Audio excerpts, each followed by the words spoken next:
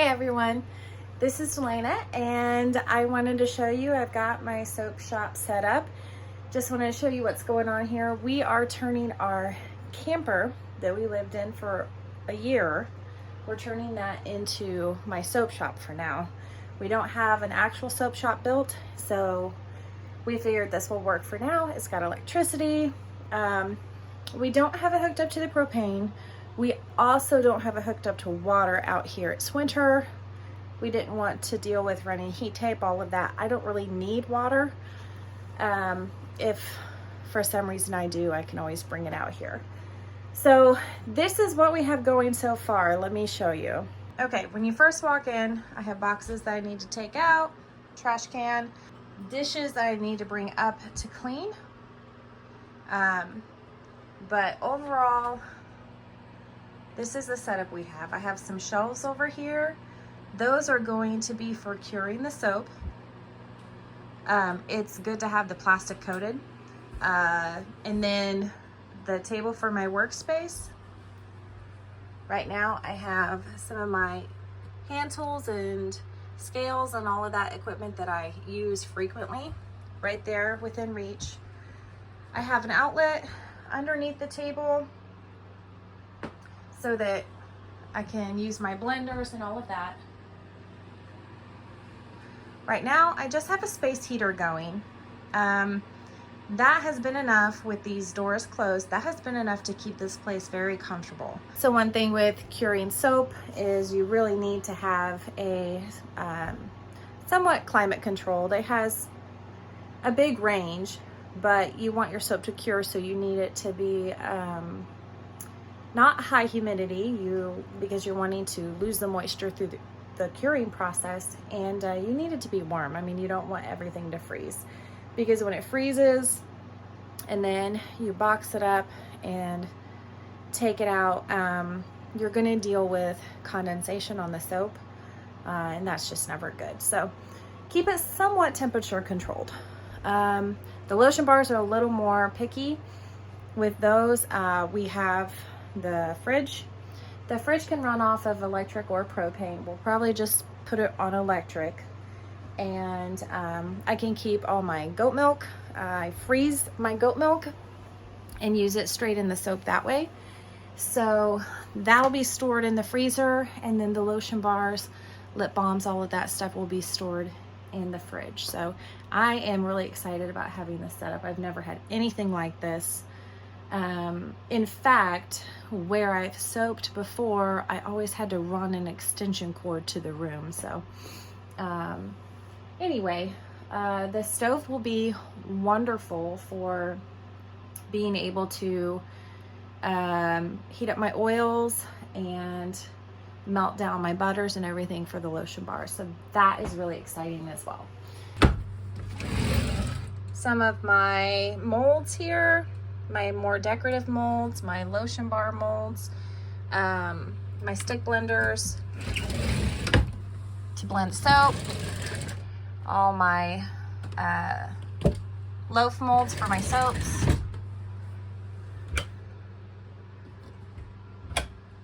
I keep all my essential oils. We've got all of our other oils here, and my beeswax, butters, all kinds of stuff. Then over here, above here, I'm keeping, so you have your hard oils and your soft oils with the particular soap that I make. And I master batch my stuff, so I keep my liquid soaps here. It's olive oil, castor oil are here, and they're already pre-measured for the size of batches I make at a time. And I just use my old coconut oil containers, try to recycle them, and I use them. This is what the palm oil, coconut oil, all of that stuff goes into my harder oils.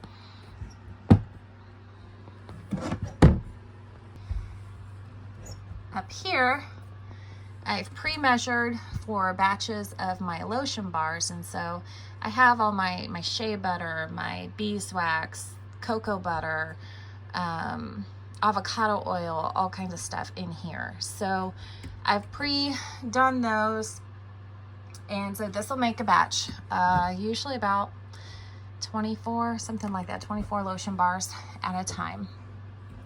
I can save time by pre-measuring all my oils, and I'll just spend a couple of hours doing it rather than each time measuring each specific one. And that just makes it easier, streamlines the process, and really increases profits. I try to keep the cost low, but try to increase the profits by saving time. So then I'm going to open up the bunkhouse area, and right now I had to get another soap cutter, so that's down there. I have some of my ingredients for laundry soap there. Empty containers that I use to transport soaps to different shops. Empty containers for my lip balms. That's really about it here. I don't really need to keep this heated and cooled, honestly, for now. Maybe eventually. And there is a little, actually my parents got me this for Christmas. It's just a little plug-in space heater. And this works great. It is actually heating this whole entire space. It's not a big space, but it's not a big heater.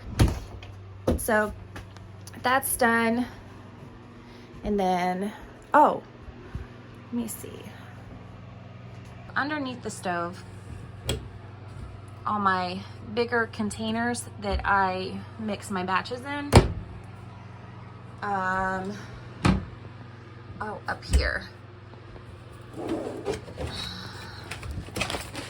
I keep just some of my botanicals, the like flower, lavender buds, rose petal, and then all my different colorants.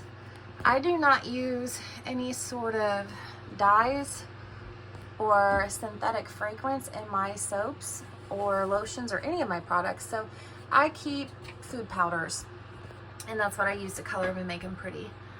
So if you just go around, it's got all my ingredients there, and the same up here. So I like this because I can very easily see them all, which was not the case before. They were originally just in bags before, but let me put this back up. But I found the jars and labeling them. I wanted to do that in here to make them very easy to see, and it really helps. Another area that's closed off here, and this is the part I haven't even really begun to work on. So it's quite a bit colder in here. I can get another space heater when needed, but I don't need it for now. This is some of my finished products that I need to actually take care of. Also a bunch of my paperwork down there, there. Stuff that needs labeled. And then up here is my soap wrapping. So my soap wrapping, now this does take time, but I really like the way it looks. I have craft paper, I have brown coffee filters, some double-sided adhesive, and my paper cutter. Okay, so the other thing I have this is my closet for packaging. Ideally, eventually I'll have a packaging station, but bubble wrap. I have more stuff. I don't have it in here, but priority mailboxes. I actually have some biodegradable packaging that's larger than this that I really like to use. This is just for people who order maybe one or two little things, but I try to go as eco-friendly as possible. So we've got other containers for some future projects that some awesome friends of mine, thank you Holly, have picked up throughout the year. And more stuff. So I have my lip balm molds, sample packet envelopes, twine for packaging things pretty. This is my laundry soap bags. I've recently switched the containers because the other containers, I think they changed the ingredients on their adhesive and it wasn't sticking well, and I didn't like that. The bags were falling apart. Crafter's tape. And then down here, coffee filters. sample bags. I haven't used those yet. And then little scoops for the laundry soap. And that's pretty much it. So it's a start. I don't have 100% of my equipment here. Some things I think might make it easier for me going forward are probably to get a printer in here and probably eventually get a packaging station, but maybe I'll just clean this area up. But anyway, I'm excited. I'm excited to get back to it. I think this afternoon I will be, after chores, I'm going to probably make up some laundry soap and package it, and then organize my labels and see. I had some stuff damaged in a little bit of flooding and a leak on a pipe in the previous place, so I'm gonna see what labels I need to order so that I can get back in business. But I am excited. I think next week I will actually start soap making, which is really, really cool. But this morning was all about getting this place set up and organized so that I know where everything is and I can come out here and really focus on knocking some product out. But more to come. I'm really excited. This is the closest thing I've had to a soap shop since I started. And for me, soap making is very peaceful, therapeutic. I get to bring out a little bit of my artistic side in it. So it's fun. It's really great when you can do work that you enjoy. So anyway, thanks for joining me today. Maybe I'll take you through in the next couple of weeks as I make soap and kind of show you what I do. But this is it for now.